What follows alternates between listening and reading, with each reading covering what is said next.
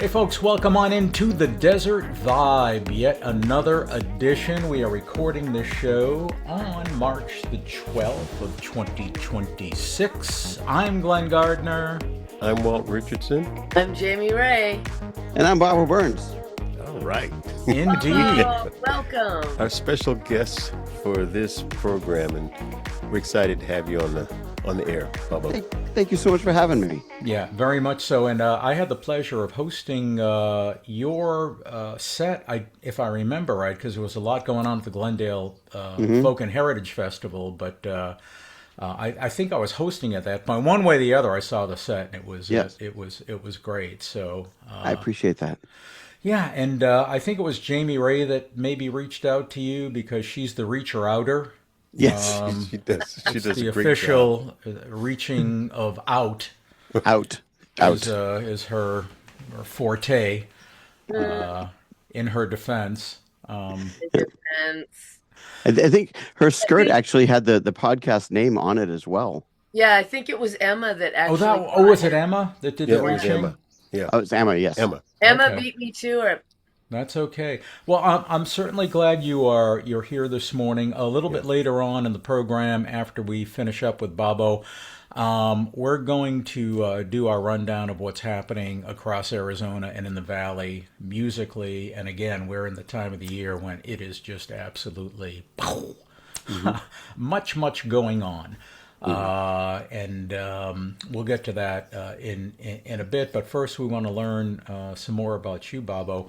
Why don't you explain where you are broadcasting from right now and how you came to spend some time in Arizona? Because given your area code, I think you are not right here in the general Phoenix area right now. That is correct. I am broadcasting from Anaheim, California. I'm about a mile and a half from Disneyland. I've been there.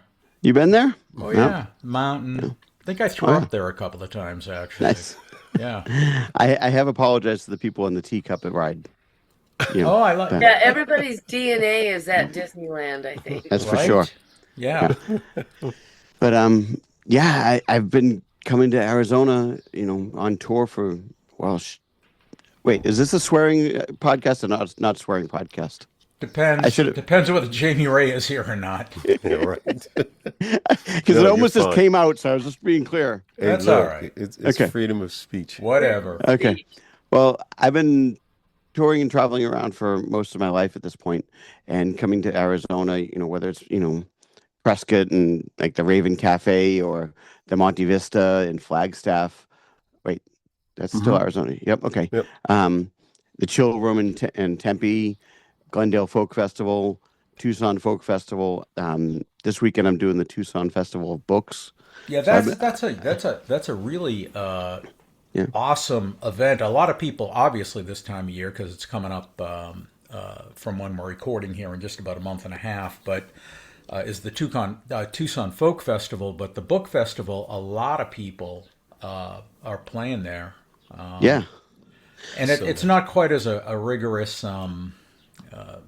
vetting process as the Tucson Folk Festival, right? You just kind of say, I want to play there, and generally they'll give you Jim Whipson, who does the booking for that, he and I've known him obviously probably about 15 years now. This is Lena, by the way. She's Hi, Lena. joining the podcast. Yeah. And I had reached out to Jim, and he wrote back to me, and he's like, "Yeah, love to have you." So I'm happy to be part of the situation. Great. Why don't you explain a little bit about how you came to do what you do and what you do, and then maybe Walt, you can do the grillage. The grillage. The grillage. All right. I started playing guitar when I was 17 back in Massachusetts. Joined some bands. Where in Massachusetts? Because that's where I actually hail from. Shut up! Really? Yep. Worcester. You're from Worcester? I'm from Billerica. Oh, Billerica. No. Billerica. Oh, we just lost the show. It's over.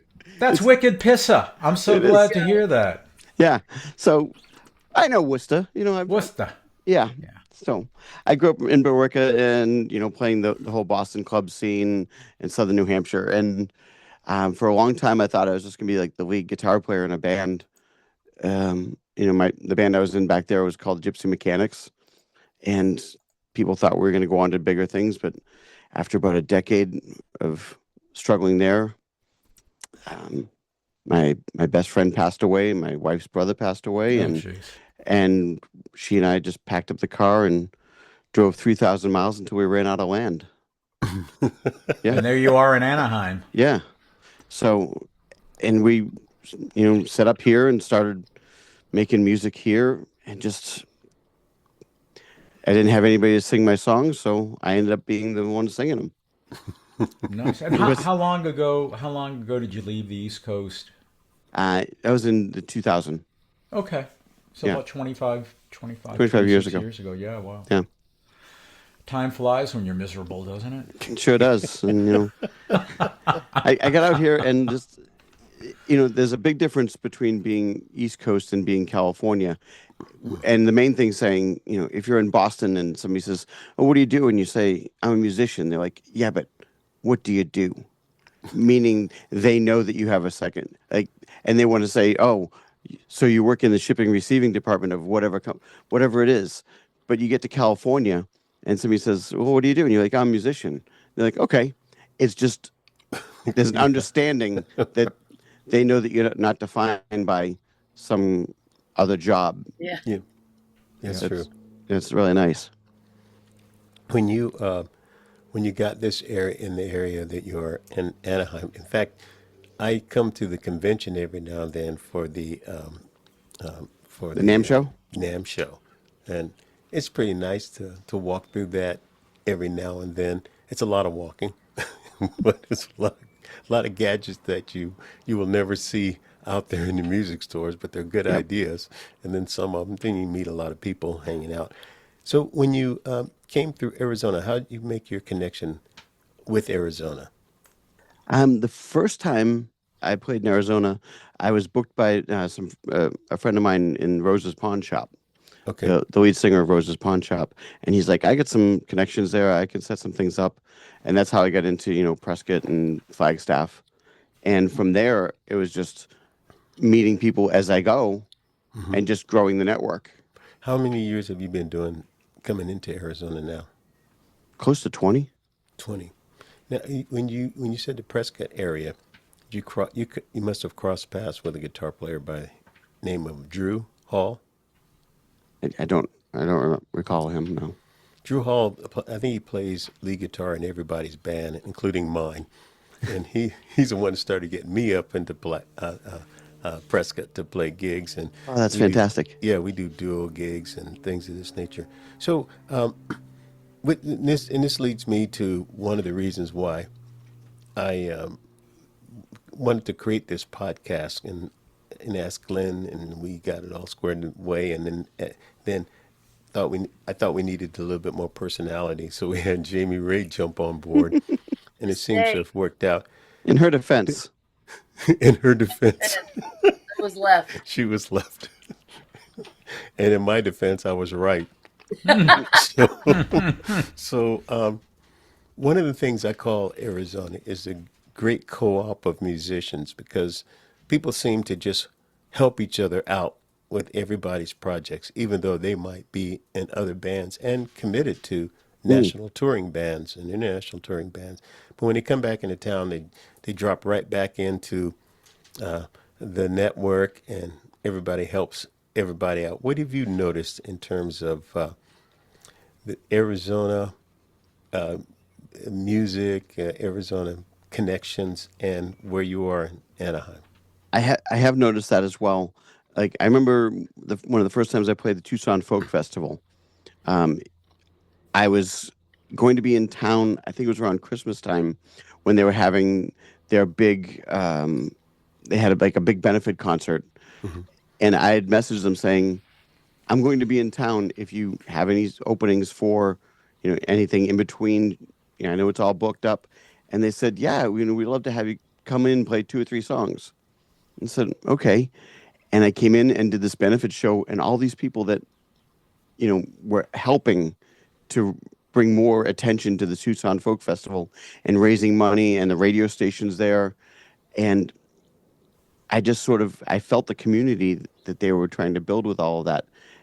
And they were very welcoming to me as well. And they're like, we know you're not from here, but come on in. Come on in. So, and it's been like that right up with the Glendale folk with Eric Douglas. He does so much work up there. And you just feel the community when you're in those places.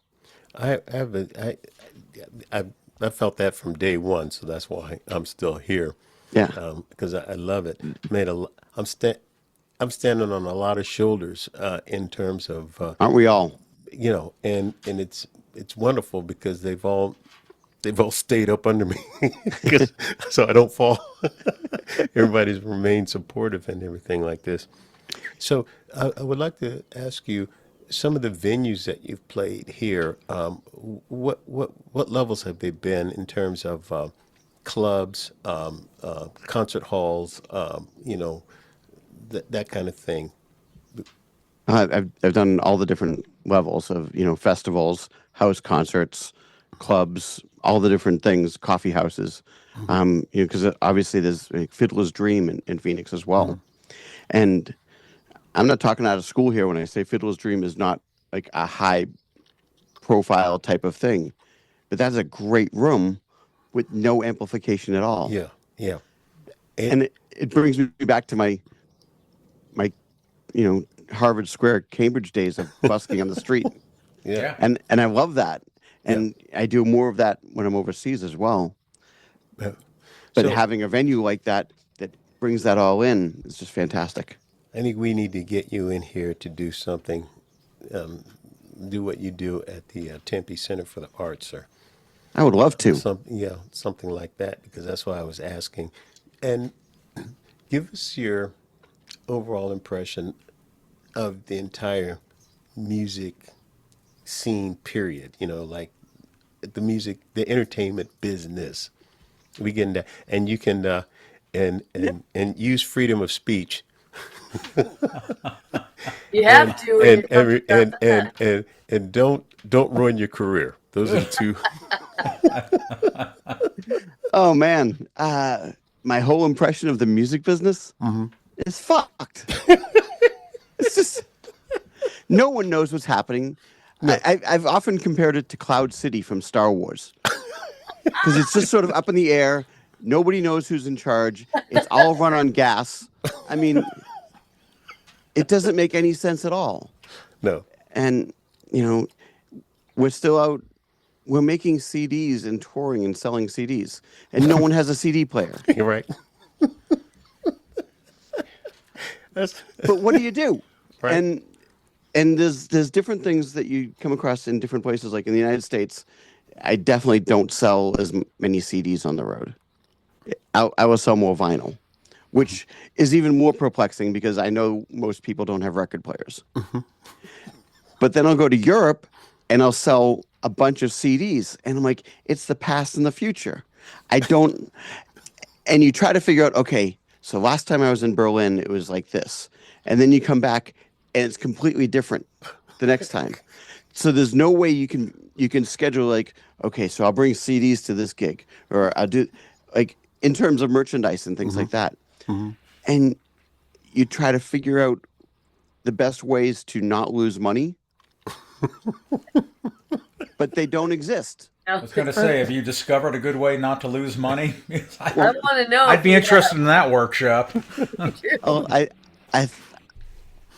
am promoting a new book right now because I wrote a book, and the predatory things that happen when you put out music and you get the emails and saying, from the same person, all these different email addresses saying, "Hey, would you like to be put on a playlist? Would you like to be put?" Yeah. And you're like, "Oh God," right? And so you might see I have some paintings on the wall here as well. I get those now for my art, and now I get them for books. So I get 3 different sets of spam coming in, trying to predatory emails, trying to sell my stuff. And I thought, I've learned how to lose money in the music business. There's a We're book all there, boy. masters in Yeah. that. Oh, my second book is going to be called "How to Turn $20 into 10." Um,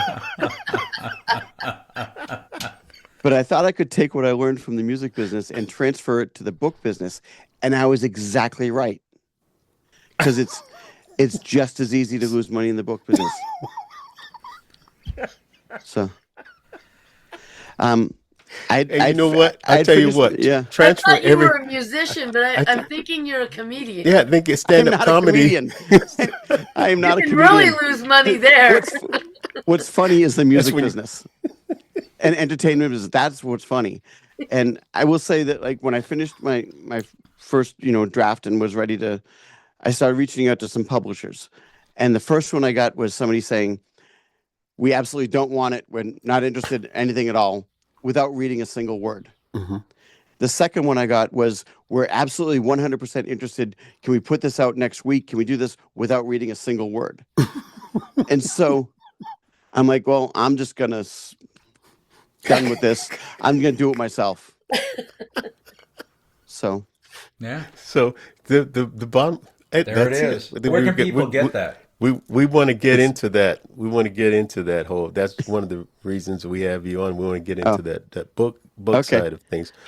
So it's like You want to clean up? you really have to learn how to be an entrepreneur in the business, even though it looks like it's something that you could step into, and then all of it is a tide that just kind of lifts you up to the top of the music business. But there really isn't. It's there's a lot of cross currents and everything in that water, so you have to learn how to row a boat and be comfortable with that boat you're rowing, because Yep. like what you're saying, it's It's it's got claws. I thought you got a built-in back scratcher. Yeah. What I will say is, I've been making music and doing this for a long time. And I think I've put out probably close to 20 albums altogether with different bands and solo projects. And I am not the most talented singer. I'm not the most talented songwriter. I know people that are way more talented than I am. But what I have is persistence. Yeah. And, it's something I keep in my studio.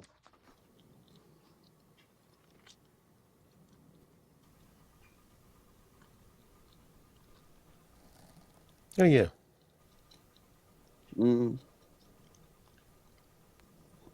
yeah. It's moving. I'll just read it. It's Yeah. easier. Right. Yeah, because there aren't many musicians often Yeah. to quote Calvin Coolidge. There are not. That's very No, true. you might be the only one that I've ever actually encountered that is a big Calvin Coolidge fan. 'Cause his Can anybody nickname think of a was second that he Silent said? Cal, I think, or something like that. You know. But nobody knows of a second Calvin Coolidge quote. But, persistence and determination alone are omnipotent. Yeah. Yep. And I make people come into my studio. I make them read it before we start. There's a couple of those things. I also have the Red Wheelbarrow from W.C. Williams. I have that poem on the wall, as well as my Red Wheelbarrow tattoo. That's so cool. I have another Calvin Coolidge quote, though. You just looked it up, didn't you? Yeah, but it's a good one. Collecting more taxes than is absolutely necessary is legalized robbery. And we're living in it. I don't know much about Calvin Coolidge's platform or where he stood on most issues, but I do agree with his determination about persistence. Fellow Yeah, and most of fellow his New quotes- Englander, I think. I think he was from Vermont. The only president, I think, from Vermont, if I remember right. But All his quotes talk about persistence. I mean, a majority of them talk about Yeah. persistence. Well, I think that's Pretty the cool. main thing that rises out of being in the entertainment field, period, and Mm-hmm. especially in the music field. If you find these writers and songwriters that can have these immense cult followings, but you never see them in the on the charts or anything like that. But this person will come through town and play through a say a small club downtown, and there's a line outside of it, and everybody's bought that person's album, and the person has, you know, loose screws and everything about their personality, and can be even on the spectrum, but they're selling the house out, and they've learned how to take 2 or 3 chords and use those all night long and still make all kinds of money, and they aren't even aware that they're doing it. But then you have somebody who, but they just do it because they like to do it, and that's what they do. Hmm. And you see, it seems like everybody who's successful has to have that part of in them somewhere, where you're not here to make sense, and if you make money, cool, but just dive in it so deep that all of a sudden it catches a fire with people, and then the people do the rest. They'll Yeah. find you, put your name on a Campbell soup can, and they'll run in the store and find it. Speaking of bands from Arizona, Roger Klein and the Peacemakers. Oh yeah, those guys, I've amazing. opened up for them a bunch of times here in Southern California, and his fans will drive from Arizona Yeah, to San Juan Capistrano, and I've made fans from his fans, and they're just those are some dedicated fans. Exactly. I don't know how he drinks tequila on stage and keeps going, but he does. Well, I'll tell you this: when Roger and them were starting out, they were a fraternity band, and Oh, yeah. they and my band, and we all used to hang out together, and so they have a heavy fraternal network starting out. And so my band was popular at the time, and so a lot of their followers, the fraternities, would follow us, and then they were going to start follow all the different fraternity bands and everything.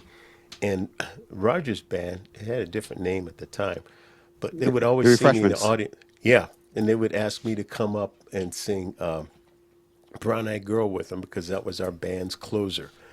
And we would have a good time and everything. And then we all, like Arizona bands too, we all go into our different directions, and we never get a chance to see each other too much to each other's shows. But when we get the opportunity to, we ask somebody, hey, come on up on stage and everything. And Roger You just never took asked off. me on stage. Yeah, but still, when you get to that level, you didn't hear Oh, that part. well, I was left. It's barely out of the gutter. In my defense, Just- I was left. Jamie, you've been incredibly quiet today, and it's making me really, really uneasy. It's me too. Me Yeah, too. it's so. Should we just shut up for a second, Walt, and see Bobo, what the get hell ready. happens? Bobo, get ready. Get Yeah. ready. Well, I'm ready. I do I'm have sorry. I have a serious question for you. Yeah, So here it starts. My answer is 7.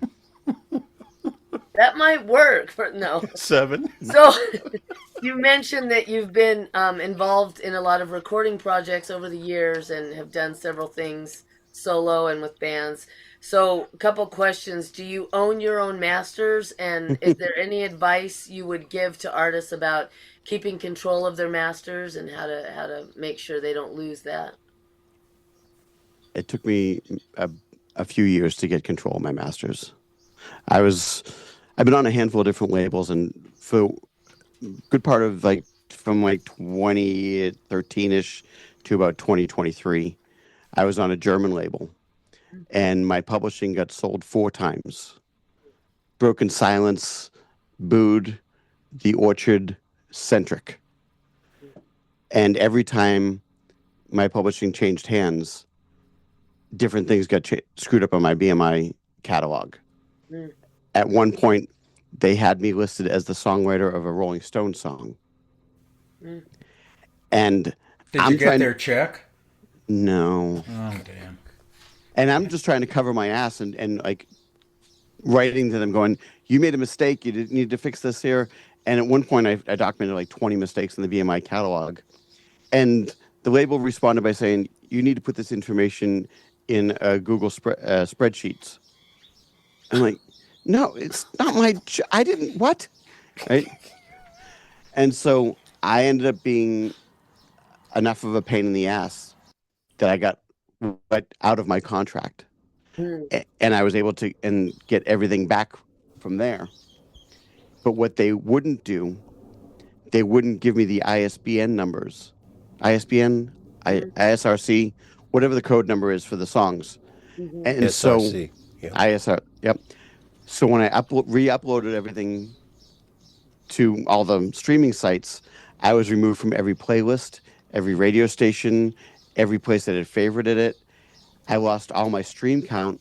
So I lost on Spotify alone like 500,000 plays or something like that. Mm.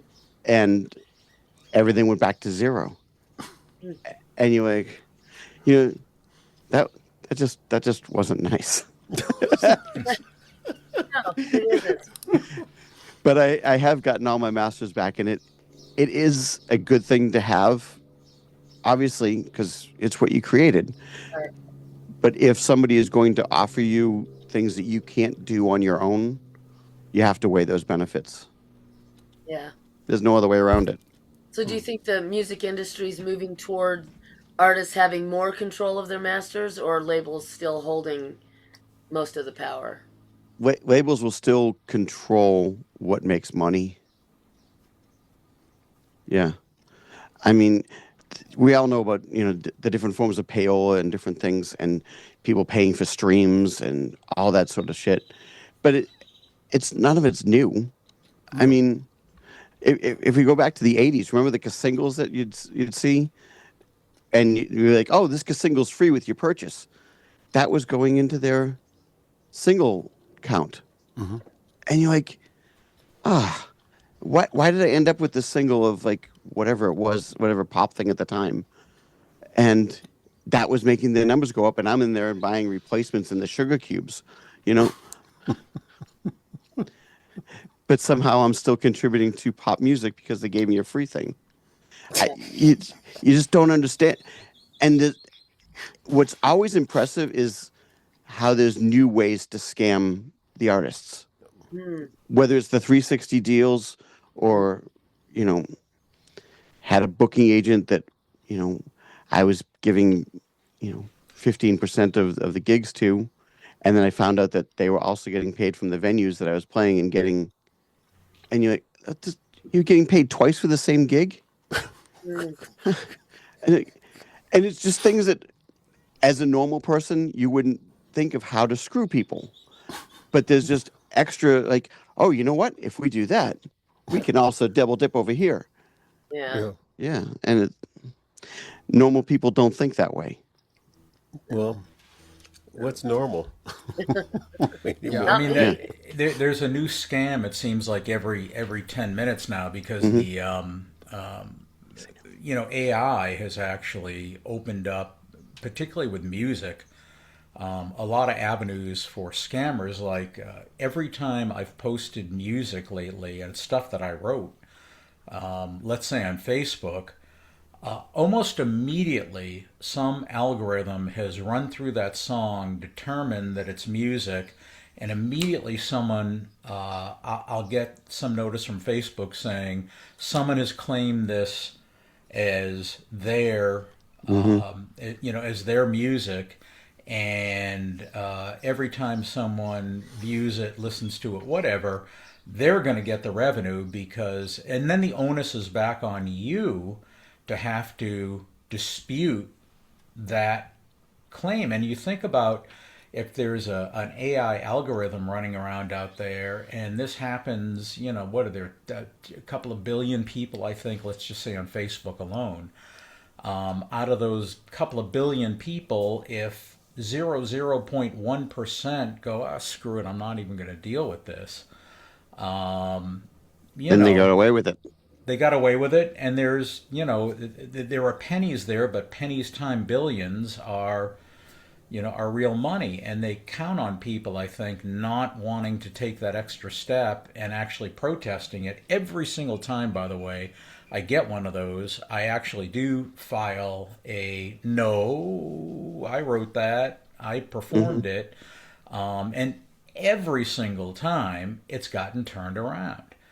But I think, whenever there's new technology and new ways to deliver product to people, whether it's the thing you were talking about with getting a free single, on a box of cereal or whatever,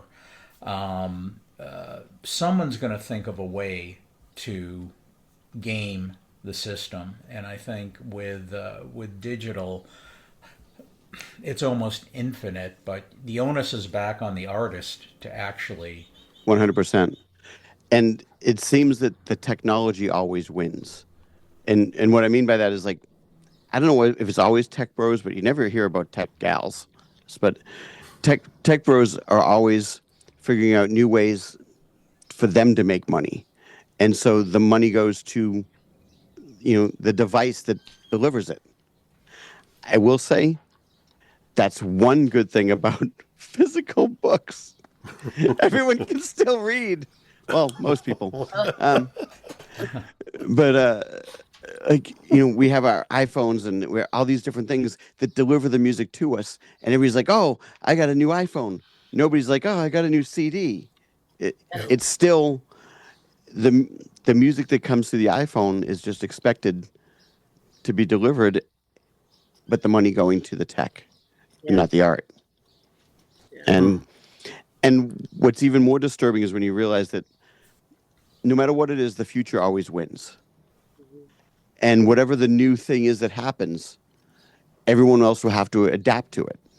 Like whether you go all the way back to Napster opened up the floodgates on all this. And sure, we can argue that the record companies were, gouging everybody before that, but Napster just broke the dam, Hmm.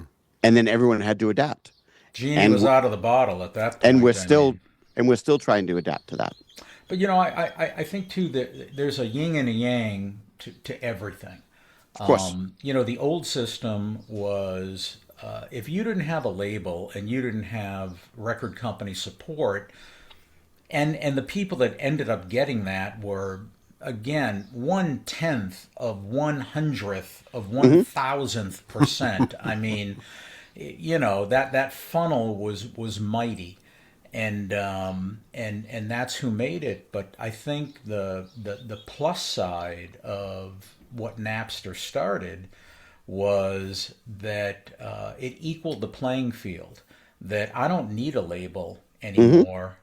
It's funny. I was recording. You guys know Albert Parrish. I was recording him the other day, and we were sitting in here, and he said, check out this woman on YouTube, and there's this person he wanted me to listen to on YouTube, and I did, and he said, she started out at 13 years old, like in her pajamas, and now is playing with the Comatose Brothers and blah blah blah blah blah. That happened organically without a label, without anything. And I said, that it's very similar to this woman that I remember watching on YouTube several years ago. Her name is Lainey Gardner, and she's the one that did that incredible cover of a Fleetwood Mac song, sitting on her bed in her pajamas, which ended up, I think, in the millions of views on YouTube. She just did her debut at the Grand Ole Opry in Nashville. No label, no.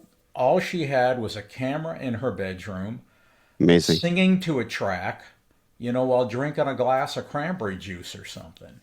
And so, we tend to, I think, always, and it's natural, focus on where the speed bumps are and where the problems are. But on the other hand, you can go directly to the consumer now.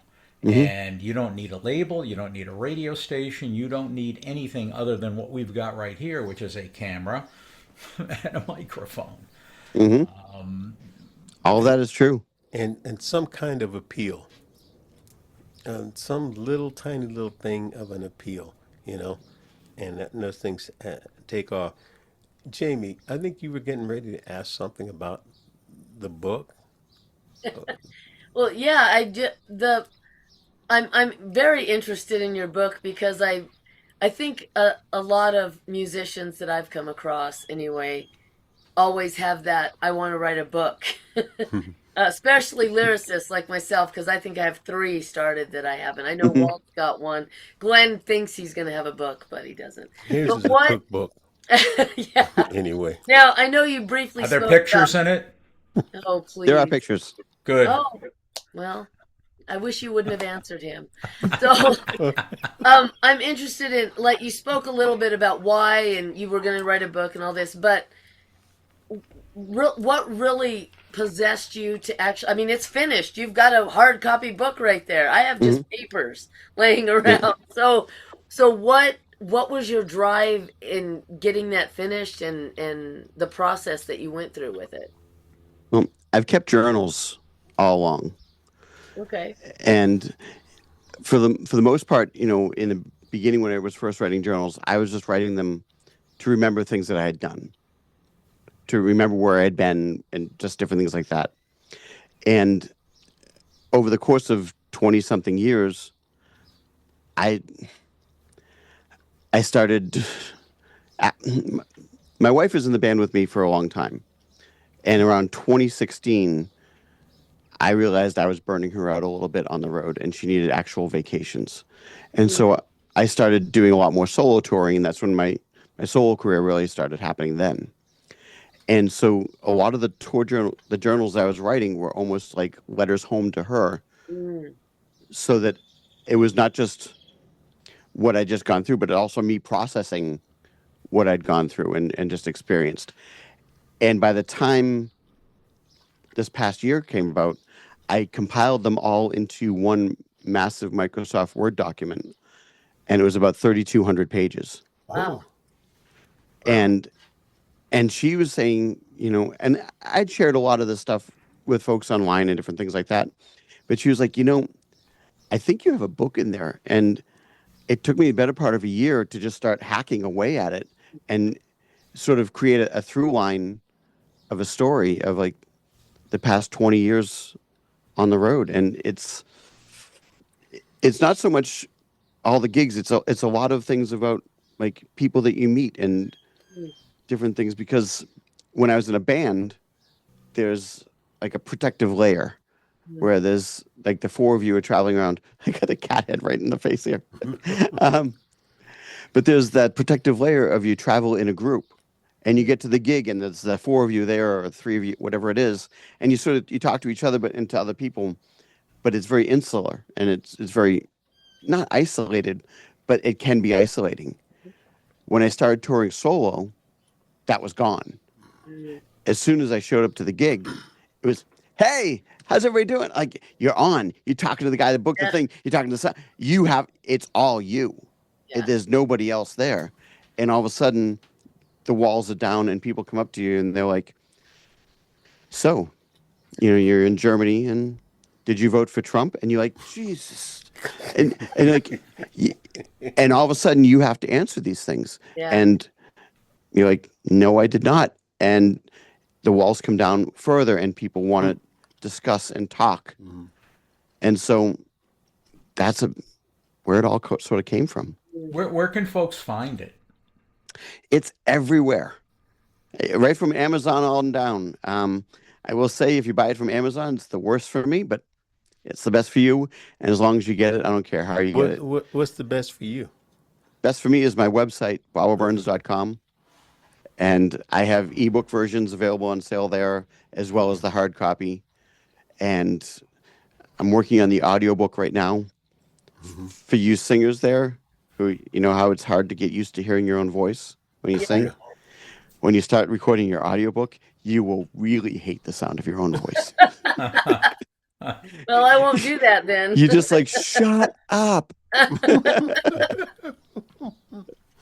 What is But, I have a quick question. What is one of your favorite set of songs or favorite song that you've written that it might not be popular, but it's something you feel really good about? I wrote a song called Nothing Needs to Be Said. Okay. And it's a quiet song, story song. Hmm. And it's about brotherly love, Mm, about a brother going to get his brother at the police station after a night out of whatever rambunctiousness, and sort of going through how they grew up and what they grew up with, and how he's saying, he doesn't need to be the bad guy to his brother. He knows he's the screw up in the family, and nothing needs to be said. He just takes him home. And it's a quiet, sort of short song, but it sort of came about after I'd gone to the Van Gogh Museum in Amsterdam with Theo Van Gogh and Vincent Van Gogh, and how much those two brothers loved each other, and how Theo tried to keep Vincent alive, and it sort of ended up killing them both. Mm. Wow. And so I it sort love of the grew out of title. that, as well as growing up and being in bars my whole life and watching people spill their stories on the floor. and Yeah, other things. Literally, right? literally, yeah.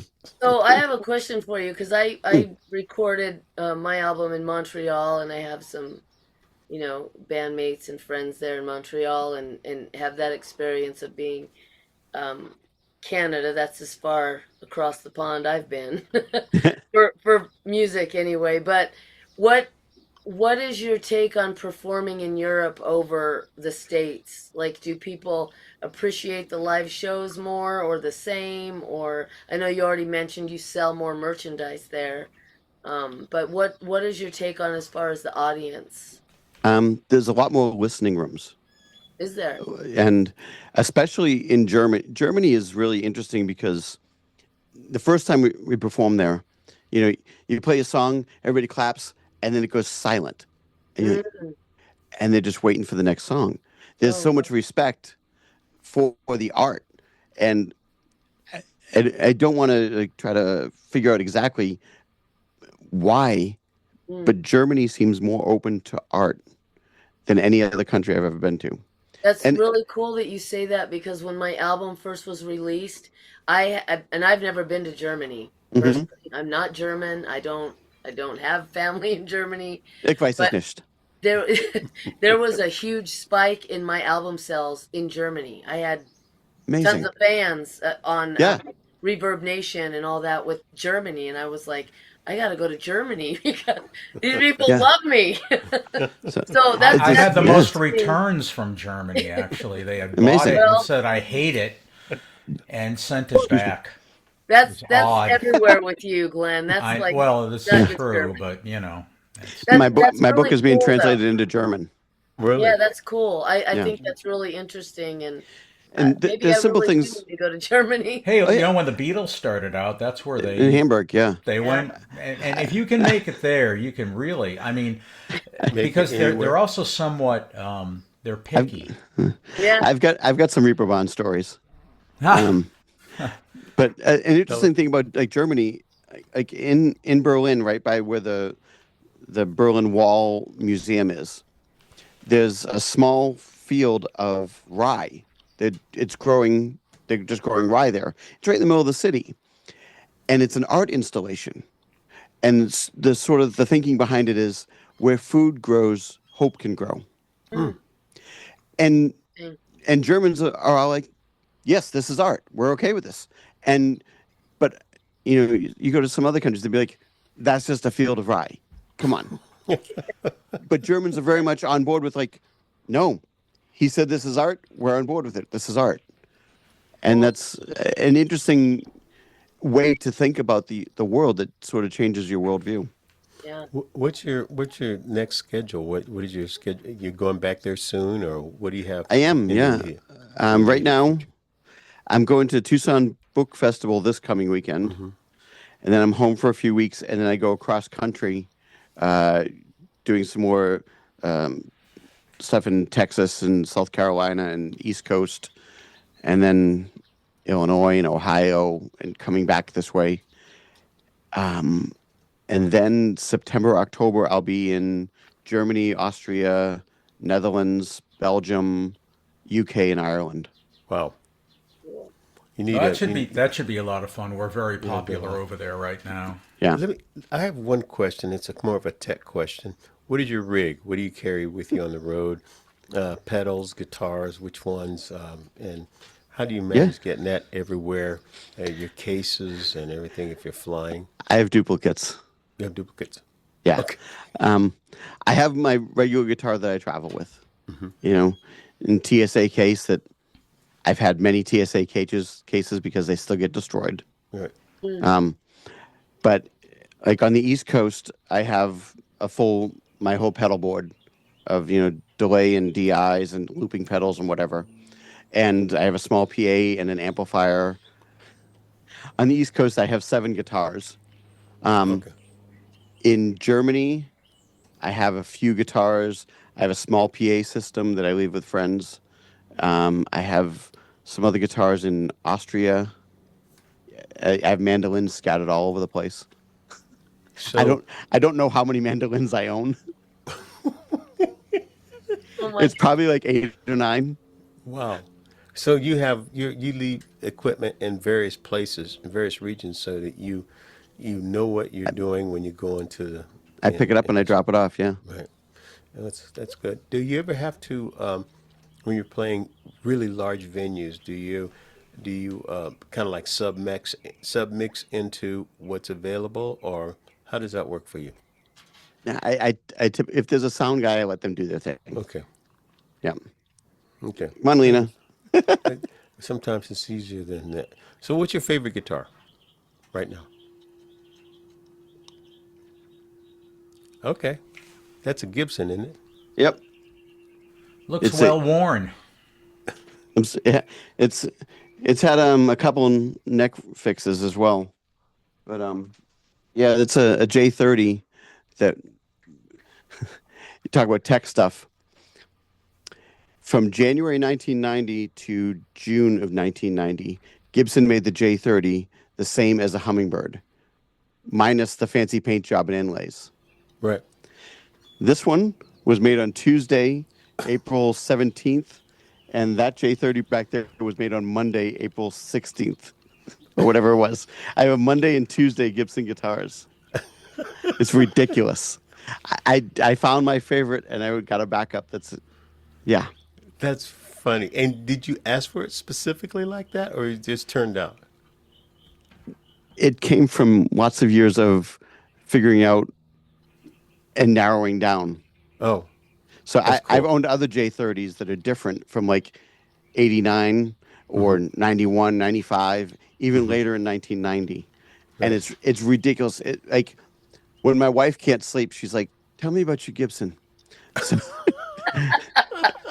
and so yeah, it's So it's you mean people might be going to sleep now on this podcast because you start talking about your Gibsons? it's there's a few things that we all have our Well, idiosyncrasies. She'll also say, "Tell me about tube amps."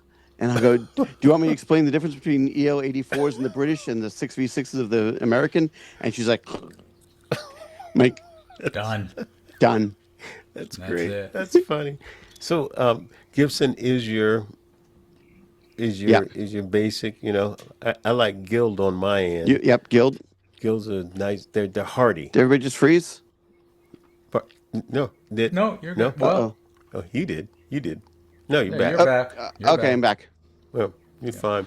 Okay. Well, I would like to get a hold of your music because I like playing a lot of different artists' music during the open mic night that I Except my stuff. that, Doesn't play that I mine either. host. I have And never, then I have never heard my stuff over your PA system ever, and you probably won't, but ever. we interviewing. Hey, come on, this is his interview. I'm just saying. What? And is this the open mic at the Chill Room? There's one at the chill room, but Yeah, the that's a one better that, one actually. the one that Glenn we're talking about That's is a one that the burn. Temp. That's a burn. We don't listen to him. We can edit that out. No, you At the can't, t- because Glenn does the editing. Yeah. Well, you're We right. can edit this out. Walt's talking about the walk-in Wednesday at Walking TCA. and Tempe that's Center for the that's- Arts. So the next time you're in town and there's a layover on a Wednesday or something like that, Yeah. I'll just get you in on a spot. Beautiful. And you just get there, just put you And on it the has spot to as be a the right special. time of the year because Walt only works Yeah, we take a break over the summer. certain times. I don't blame get- you. It's warm. Yeah, we take a break over this summer at the Tempe Center for the When Arts. he 'cause says it's fun. we, he means him. Yeah, and me and my I staff. understood. The rest of us don't take a break. I understood what And he the meant. He staff takes now, a Glenn. break. Glenn, he said, and his staff. And he my has a staff. staff now. Yeah, he has people. I got people. We're not at that level. I don't have Hey, people. Oh, you know what? that's I've funny. always said that because we've all grown up on the semester system, we should just stay on the semester system the rest of our lives, and that way, I think we'd be a better, you know. I mean, you work 9 months, get 3 months off. Period. Stay that way all the rest of your life. It's And Must it's have been a it's a teacher. good plan. yeah, and so that's what I did. Yeah. That's what I No. do. Yeah, next time you're coming through, just Okay. hit me Beautiful. up. We'll I will put you do on the that. spot and just sneak in, and I like surprising people like that. I did that last night with a songwriter who's a friend of mine, and we started out at the open mic nights here back in the late '70s, and he was 18 coming through from 70s. Nashville, so I got him up there. And you know, he's singing those songs. I could remember him singing them at the open mic nights. I was like, the lyrics were coming right back to He me. sounded great. Yeah, Nice. He yeah. His sounded name is great. Tom Gibney, Yeah, and yeah. I um I feel like every time we do these podcasts, I always feel like I just get just enough information, even though I've known some of the artists and learning some new ones that get onto this that we have on this program, that makes me say, I wish I knew more. I want to hang out with you guys and people more. So this is your open invitation and the book. And want to read the book. Hey, is that a picture of the guitar right there on the front cover? It Is this is a guitar? What's the name of the That's book cool. again? Tell me again. Too many. too too many miles on the road with an unofficial rock and roll Goodwill ambassador. Okay, so we're just Like gonna that. get that book and we're Off gonna your read it. website. And we're gonna get that book and we're gonna circle back with this man when he gets back from Europe or somebody with Appreciate that. and give him help boost it because you're gonna need some money. But anyway, boost it up. And you did And you did an awesome set at the Glendale Festival. I appreciate that. Thank you. And That's a if, My husband and I that's what's caught so some of it. cool Loved it. about yeah, that's what's so cool about the festivals too is we didn't know each other, and probably other than if I had just stumbled upon your music somehow some way, but you get exposed to all kinds of different stuff that you Absolutely. never really would have encountered otherwise, and it was just one of those really pleasant surprises that you know uh, just It, happens. it, a it's lot of one of the times, great things about playing festivals as opposed to touring by yourself. Because after a while touring by yourself, you're like, I've heard these songs. I don't even It's like them, and I wrote them. yeah. You're like, it'd be nice to hear somebody that's not me today. Well, yeah, I was glad that the not me was you on that particular day. Thank So, you. so that was awesome, and really appreciate you taking the time to yeah. join us today and let us Thank know you a for little bit having about me. your story. And Appreciate it. check out the book Too Many Miles, and the music is where all the music lives now, and all those Yep. different places. I'm the only Bobo Byrnes in the world. You're it. That I'm the only. that's I'm really easy to find. All right, Bobo. Well, that's the thank beautiful you. thing. Yeah. And I will have you What know, Great meeting you. bef- it's a big difference between being well known and popular. yep, yep. One has more respect to it with it. Well known. Yeah. So, before you go, I want to just say, uh, in terms of how the podcast is set up, where we have a zoom in and zoom out look of what the music scene here is in Arizona, state of Arizona, and it has different personalities from the southern to the central to the northern part of the state. And when I cross paths with you, I naturally assume everybody that I see on stage is an Arizona musician, especially if they have a warm and friendly, and they talk to you and that kind of thing. Because you can almost tell somebody who is new in the area if they're cold because they're coming from somewhere where it's been really competitive. But when we crossed paths and everything, and as you were being on the program, I was reminded that you or in California, and I'm assuming I'm learning about somebody who's living in Glendale something or right here Yeah. in Arizona, and so I just want to thank you for being here, and now that you've come through and you're welcome here anytime, and Thank you. the three of us will come to any of your gigs and happily play a song for you anywhere, I love that. Yes. house party or Oh, anything. We'll show up. Oh it's yeah. a beautiful idea of all boats rise.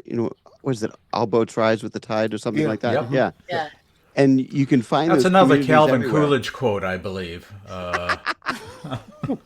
Well, thank you so very much Thank you for having me. for sharing It was this. good to see And you again. yeah, yeah. All right, We'll thank see you you so soon in much. Arizona. Wista. Thank you. Worcester, Billerica. All right, we'll see you. Take care. Thanks, guys. Thanks. Bye bye. That was a great interview. Thank Yeah. you, Emma, for collaring Bobo. That was Yeah. really nice. I don't think she knew he was not from here. She I knew. don't I think think she she knew. Did she? Yeah, I think so. Well, I he's think really so. cool. Oh, you got more licorice going on over I there? sure do. You were getting boring, so Oh no, I was. Jamie, we didn't hear from you that much today. What's going on? what? No, I was left. I was left. I You were just left. I had a gig last night. I'll be honest. I had a gig last night. Hmm. I had to make a cake for a neighbor who's moving. They're having a party this afternoon. Okay. So I was up until 3 a.m. making a Oh, cake and then, oh my God. still winding down from the show. And Still then I had to get up. being that beautiful person that you are, and serving and doing the right thing with all your friends and Yeah. family and everything. That's the nature of who you are. And I certainly have a high regard and high respect for that because I don't always have that in my personality. I'd have been over at I've never Safeway. had it. I'd be over at Safeway buying a cake. No, they kept telling me to, I'd be coming to over to just your let's house just while buy a eating the cake. cake that you bought. I don't see. That's one thing that people don't know about me. That's a little thing that people don't know. I I'm gonna sound like I'm bragging. Neither one of you give me any kind of crap for it, but I really am a good cook, and I'm even a better baker. So, Okay, Ooh. no, you so did. No, you haven't. We're not going to give you crap. You just open the door, and Jeremy's just going to have company at dinner. That's all Yeah. he's doing.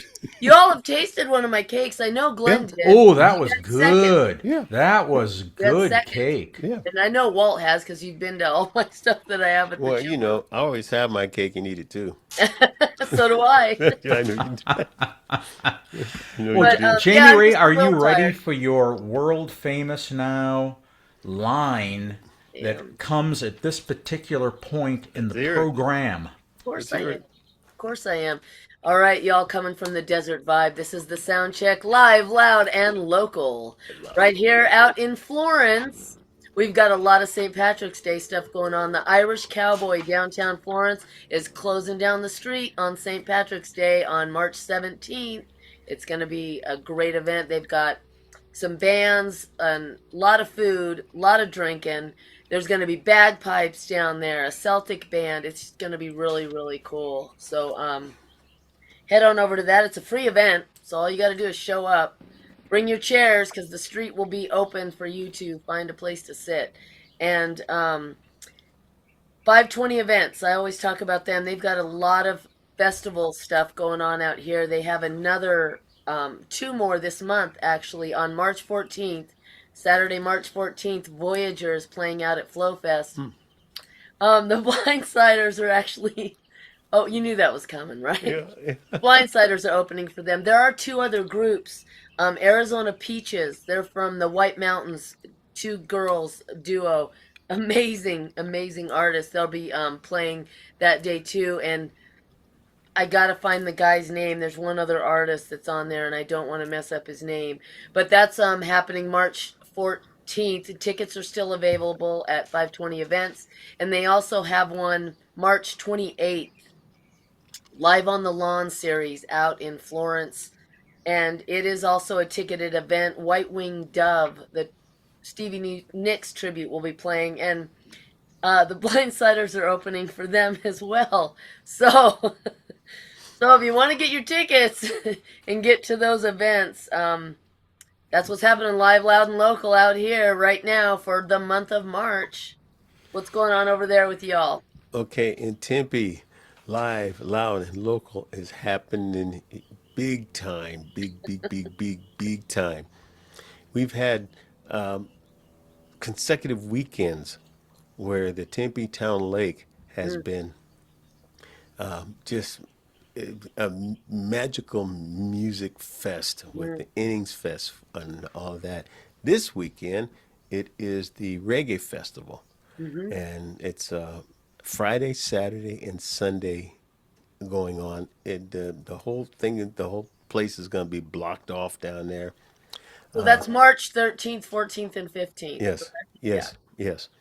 And so you got people like Steel Pulse, you got Stephen Marley, you have, I mean, Slightly Stupid. It's just the list goes on and on. And there is one band, and I think they're playing on Saturday. Is it the Blindsiders? No, Oh no, we'll be in Florence. Yeah, you'll be. Thank That's where the goodness. jail is, isn't it? Isn't there Yeah. jail in We Florence? play right there, boy. Play right there. I'm Johnny Cash all That's over. not jail. That's penitentiary, Walter. That's That's serious penitentiary. jail. That's Yes, Johnny serious Cash stuff jail. right there. Yeah. Cash. That's not So- just jail. no, That's penitentiary. it's jammed up. So, seriously. That's So, live, loud, and local, let me tell you. Yeah, so Right there. that's going to be going on this weekend. Also, up near Payson, in Strawberry, Arizona, is the Pixie Beast Festival. Right. And that's a 2-day event put on by Jordy. And I'll be playing. Old Ass Walt will be playing. Old Ass yeah. Richardson will be playing. He's got a new name. I know, on Sunday. On Let Sunday. people know I'm the that first. new name. I'm the first act on stage, solo act on stage on Sunday. I'm How looking fancy forward to you that. are. Yeah, but Sugar Thieves are out there. People, all of the local bands that are very popular, and there's some that I've never heard of, and that's going to be a really, really fun event. So you got the two things. You got your reggae festival, the touring reggae festival, and they've been making a stop here for the last few years. That's happening this weekend, and then you have the Pixie Beast Festival going up right there near Payson. That's going on this weekend as well. So there's a lot to choose from. And we're also on spring break here with Yeah. the university. So that means the driving situation is a lot safer right now because Although you're still on the road, so it's not totally out of the Hey, woods. So is Waymo. Hey. Waymo's still on the road so, too. so I can be on the road, that's why it's working out. So that's what's happening out here in Tempe for right now. All right. Glenn, that's a lot. before you go, I didn't want to forget the one artist at the Flow Fest. It's Ryan Flock. He's a solo artist, and he's going to be opening up that show on March 14th, and he's really good too. So it'll be Ryan Flock, Arizona Peaches, the Blindsiders, and Voyager out there in Florence at Flow Fest. Flow Fest. That sounds like what I do at about 2:00 in the morning. Yeah. And then 3 and Yeah, then when you 4. don't have your depends on. Yeah, I knew that was I have going my that very way. own Flow Fest. Yeah, you coming got up. it.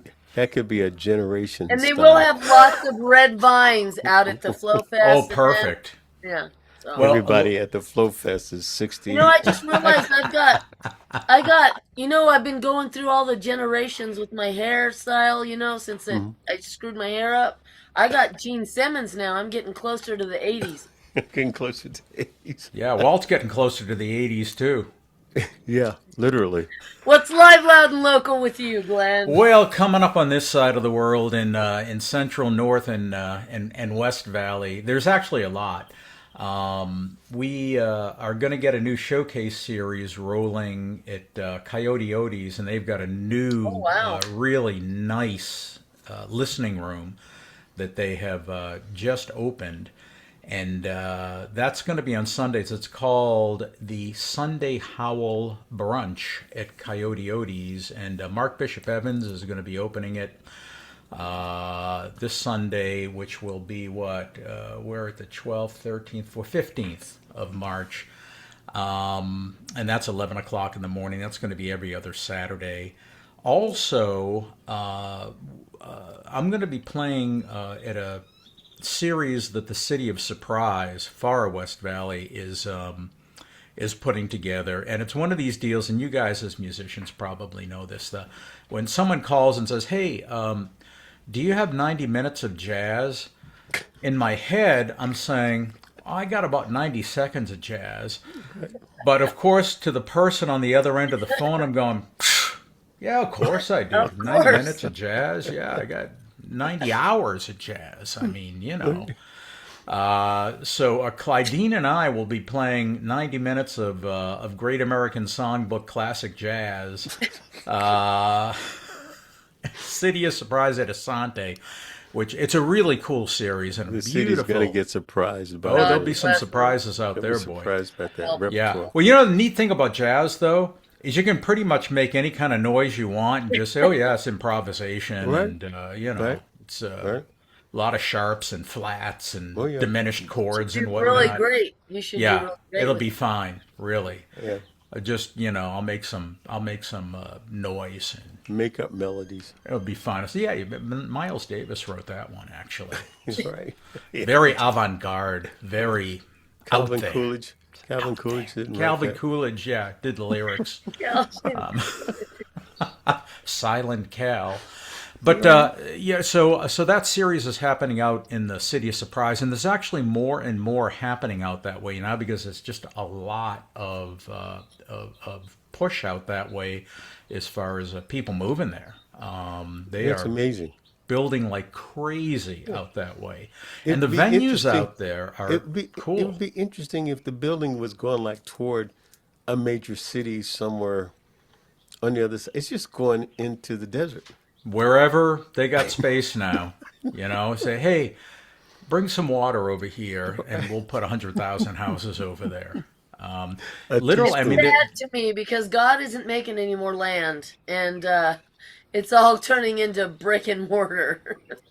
well, it is. And I don't I'm know if I seriously, like it. they just approved. I think it's 120,000 houses in an area down in Buckeye. Wow. And Surprises is blowing up. So, I mean, there's just more starting to happen out on that west side of the valley. And you mentioned Jamie Ray St. Patrick's Day. At North Mountain Brewing Company, Brian Fishkin's band, the Human Jones Review, is going to be doing, and they do some great Celtic music. They're going to be at North Mountain Brewing Company on St. Patrick's Day, which is Tuesday the 17th. And that should be a great show. But there's lots happening. Of course, the large venues, the sheds, are mostly in the west side of the valley. Talking Stick and those places. And man, they are starting to stack up some real interesting stuff that's coming summer. And if you keep your eye on some of the deals that they offer at the shed, I noticed like Earth, Wind, and Fire and Lionel Richie. That double bill is coming to Talking Stick, the amphitheater. I think it's in August, maybe something like that. And if you've never seen Earth, Wind, and Fire live, you owe it to yourself Seriously. to go. I mean, that is a show. That is a just show. over the top, unbelievable horns, everything. I mean, they are just so buttoned down and so awesome. And then to have Lionel Richie on that bill. And let's face it, I mean, some of these folks are not spring chickens. And if you ever thought, well, maybe I'll wait for the next tour, you might not wait for the next tour because There might not be a next. there might not be one. Those spring chickens are autumn poultry now. That's right. That they're There's That there's is a band, an there's a amazing band with show. that name in Florida, and that's why they named Autumn themselves that. I They love say- that. They say their slogan is, our band's name is Autumn Poultry because we're not spring chickens anymore. I like they're, that. They're in their 70s and 60s. I love that. That is so true. Yeah. But I was at Walt. I was at your open mic last night at TCA, which was a dynamite show, and the weather. I mean, you've been outside for a couple weeks, and it's just been. We've had people say, "Oh my God, I don't know what the summer's going to look like." I don't care what the summer's going to look like. Right now, we have had the most dynamite winter since I have lived here. You want to call it a winter. It has been. I think honestly, we've had our heat on in the house here once, maybe not at all. I don't Not at know. all.